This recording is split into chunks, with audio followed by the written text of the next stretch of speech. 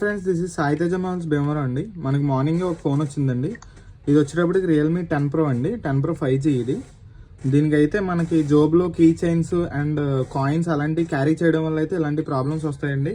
మీకు డిస్ప్లేకి లైట్గా ప్రెస్ అవుతుంది. అది ఏ కార్నర్లో ప్రెస్ అయినా కూడా మీకు లైట్గా డ్యామేజ్ అనేది స్టార్ట్ అవుతుందండి. మీకు తెలియకుండానే స్ప్రెడ్ అయిపోయింది ఆటోమేటిక్గా. ఇది ఒక ప్రెస్ అయ్యి అప్పుడే 3-4 days అయింది.